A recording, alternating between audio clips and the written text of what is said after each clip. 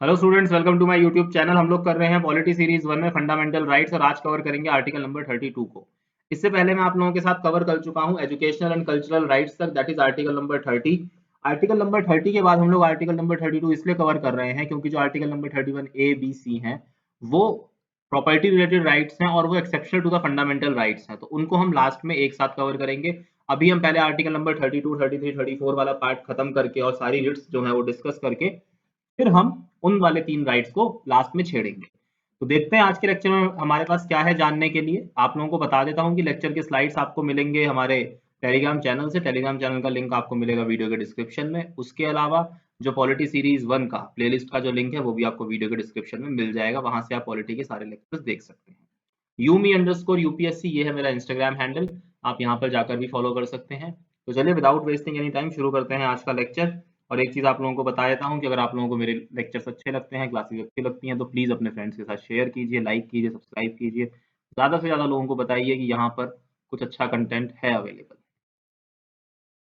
चलिए article number 32 का subject matter देख लेते हैं। सबसे पहले क्या कहता है, remedies for enforcement of rights conferred by this part. In short इस आर्टिकल का, आर्टिकल नंबर 32 जो है उसका सिंपल सा तात्पर्य या सिंपल सा अर्थ इतना है कि अगर आपके फंडामेंटल राइट्स का कोई ब्रीच करता है, उनको एब्रिज करता है या उनका कोई हनन करता है, फंडामेंटल राइट्स का आपके का कोई हनन करता है, तो उसके अगेंस्ट में आप सीधा सुप्रीम कोर्ट जा सकते हैं।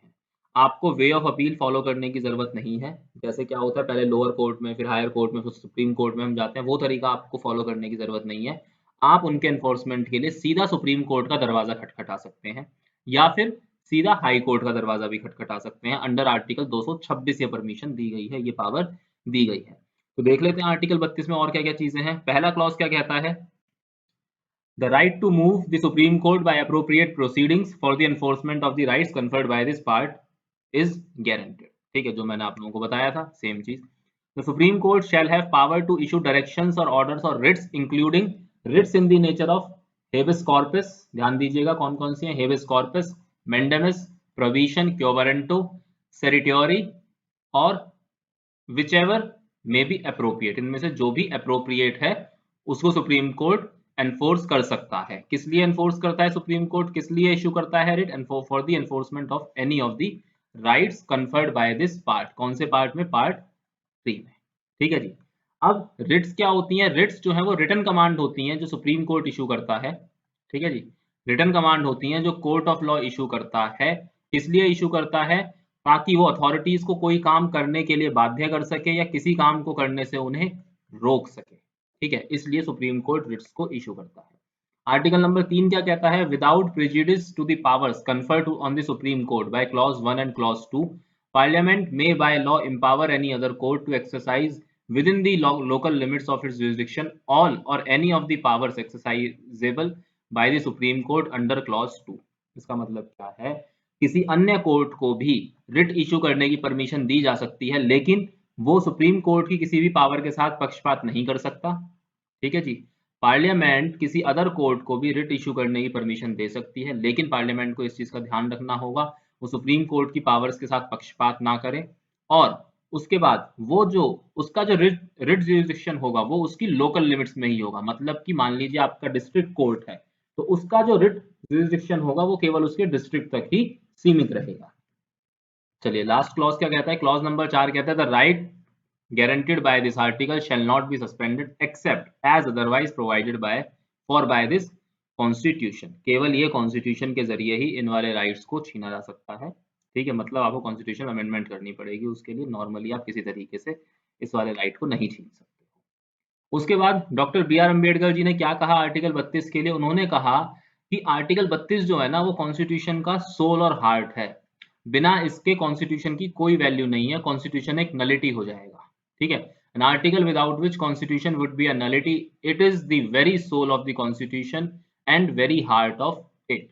उसके बाद क्लॉज 3 में जो कहा गया है ना एनी अदर कोर्ट, यहाँ पर ध्यान से देखिए, क्लॉज 3 में ये जो कहा गया है एनी अदर कोर्ट, इसमें हाई कोर्ट नहीं आते हैं क्योंकि हाई कोर्ट के पास already clause number article number 226 में ये पावर है कि वो रिट्स इश्यूज कर सकता है। उसके बाद Supreme Court has been constituted as the defender and guarantor of the fundamental rights of the citizens and it has been vested with the original and wide jurisdiction, wide power for that purpose. देखिए original कैसे, आप directly supreme court जा सकते हैं इनके enforcement के लिए, एक चीज तो ठीक है, आप डायरेक्ट सुप्रीम कोर्ट जा सकते हैं अपने फंडामेंटल राइट्स को एनफोर्स कराने के लिए। वाइड कैसे है, वो रिट इशू कर सकता है, मतलब रिटन कमांड दे सकता है, किसी भी ऑर्डर को फॉलो करवाने के लिए वो अथॉरिटीज को रिटन कमांड दे सकता है, या फिर किसी काम को करने से रोकने के लिए, अथॉरिटीज कुछ गलत कर रही हैं उसको एब्सटेन करने के लिए, उसको रोकने के लिए भी सुप्रीम कोर्ट रिट जारी कर सकता है। तो इसलिए कैसा है, उसका जुरिसडिक्शन ओरिजिनल है और वाइड है। ओरिजिनल कैसे है, क्योंकि आप डायरेक्टली सुप्रीम कोर्ट जा सकते हैं, और वाइड कैसे है, क्योंकि सुप्रीम कोर्ट जो है वो रिट इशू कर सकता है। तो इसको ध्यान रखिएगा। अगर आपके पास पेपर में ऐसे कोई सवाल आ जाता है कि how the jurisdiction of supreme court is original and wide as the defender and guarantor of the fundamental rights, तो आप उसमें यही लिखेंगे कि ओरिजिनल क्यों है, क्योंकि आप डायरेक्टली जा सकते हैं, और वाइड क्यों है, क्योंकि वो रिट इशू कर सकता है। उसके बाद any other right like non fundamental constitutional rights, statutory rights, customary rights and so on do not fall under the ambit of article 32। मतलब आर्टिकल 32 केवल तभी इन्वोक होगा, केवल तभी पिक्चर में आएगा जब किसी फंडामेंटल राइट का ब्रीच होगा, जब किसी फंडामेंटल राइट का हनन होगा, एब्रोगेशन होगा। फंडामेंटल राइट्स जो कि पार्ट 3 के अंदर आते हैं, ठीक है। और किसी राइट का ब्रीच होने पर ये आर्टिकल 32 पिक्चर में नहीं आएगा, आर्टिकल 32 का इस्तेमाल नहीं करा जा सकता। केवल फंडामेंटल राइट्स के एनफोर्समेंट के लिए ही आर्टिकल 32 का प्रयोग करा जा सकता है। The violation of article 32 is a sine qua non for the exercise of the rights conferred by article 32। इस लाइन में एक छोटी सी गलती है, यहाँ पर जो वायलेशन ऑफ आर्टिकल 32 है, ये वायलेशन ऑफ आर्टिकल 32 नहीं आएगा, यहाँ पर आएगा the violation of fundamental rights is a sine qua non. Cine qua non का मतलब होता है अनिवार्य, अनिवार्य शर्त, ठीक है, मतलब ये जरूरी कंडीशन है, ठीक है, ये मैंडेटरी कंडीशन है। इसका मतलब क्या है, अगर आर्टिकल 32 इन्वोक होता है, अगर आर्टिकल 32 पिक्चर में आता है, तो उसके लिए आर्टिकल 32 को एक्सरसाइज करने के लिए जरूरी कंडीशन क्या है कि किसी ना किसी फंडामेंटल राइट का वायलेशन हुआ होना चाहिए, तभी आर्टिकल 32 का इस्तेमाल करा जा सकता है, अदरवाइज नहीं करा जा सकता। In case of article 32 the jurisdiction of supreme court is original but not exclusive. इसका मतलब क्या है, ओरिजिनल तो मैंने आपको बता ही दिया कि आप डायरेक्ट सुप्रीम कोर्ट जा सकते हो, लेकिन एक्सक्लूसिव नहीं है। क्यों, क्योंकि हाई कोर्ट को भी सेम पावर दी गई है आर्टिकल 226 के तहत, ठीक है। ये देखिए यहाँ पर मैंने लिखा दिया हुआ है। कुछ इंपॉर्टेंट जजमेंट है इससे जुड़े हुए। Article 32 of the constitution guarantees the right to move to the SC for the enforcement of all or any of the fundamental rights conferred by the part 3. This article is therefore itself a fundamental right. ठीक है, ये जो article 32 है ये अपने आप में एक फंडामेंटल राइट है, ठीक है। तो इसके एब्रोगेशन के लिए भी, इसके वायलेशन अगर होता है तो भी आप सुप्रीम कोर्ट जा सकते हैं। इसमें कहा Assam public work versus Union of India 2015 में कहा। उसके बाद judicial review under article 32 and 226 is a basic feature of the constitution beyond the pale of amendability, ठीक है, मतलब उसको चेंज नहीं करा जा सकता, उसको अमेंड नहीं करा जा सकता। कौन से केस में ये कहा, किहोटा होलोहन वर्सेस जजीलुहु 1993 में सुप्रीम कोर्ट ने कहा। In the independence of judiciary is a fundamental constitutional value and is a basic feature of the constitution. Namit Sharma versus Union of India 2013 में सुप्रीम कोर्ट ने ये बात फिर से दोहराई।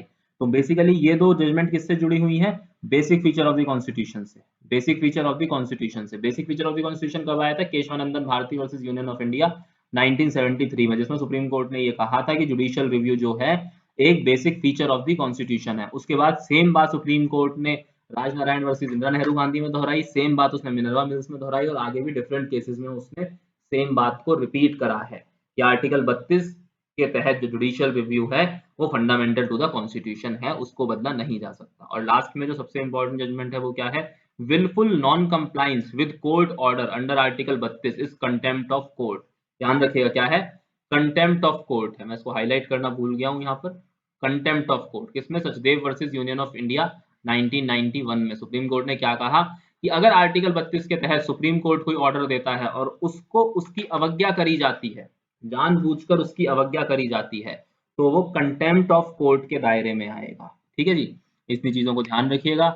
आज के लेक्चर में इतना ही। Thanks for watching this lecture. Please like share and subscribe the channel. एक चीज आप लोगों को बता देता हूँ, 6 अक्टूबर से 6 अक्टूबर से पॉलिटी का फुल फ्लेज्ड बैच मैं अपने घर पर शुरू कर रहा हूँ। 90 आवर्स जिसकी ड्यूरेशन है, जिसमें आप लोगों को नोट्स प्रोवाइड करे जाएंगे। आप लोगों के साथ पीएम बख्शी का भी डिस्कशन होगा, आंसर राइटिंग प्रैक्टिस होगी, पीवाई क्यूज भी डिस्कस करे जाएंगे। ये 90 आवर्स का कॉम्प्रिहेंसिव कोर्स है जिसे मैं अपने घर पर शुरू कर रहा हूँ। इसकी फीस है 8100 रुपीज पर हेड। ठीक है, इसके लिए आप मुझे कॉन्टैक्ट कर सकते हैं मेरी ईमेल आईडी पर। तो प्लीज कांटेक्ट कीजिए, अपना रजिस्ट्रेशन करवा लीजिए इस कोर्स के लिए। 6 अक्टूबर से ये बैच शुरू होगा। तो इसका मतलब क्या हो गया कि ये नेक्स्ट सेशन के लिए है, मतलब 2021 प्रीलिम्स की हम लोग तैयारी करेंगे। और एक चीज बता देता हूँ, इसमें मैं करंट अफेयर वाला पोर्शन भी कवर करूंगा पॉलिटी का। जो भी करंट अफेयर्स की लिंकिंग कैसे आपने करनी है वो भी आप लोगों को इसमें समझाई जाएगी, बताई जाएगी।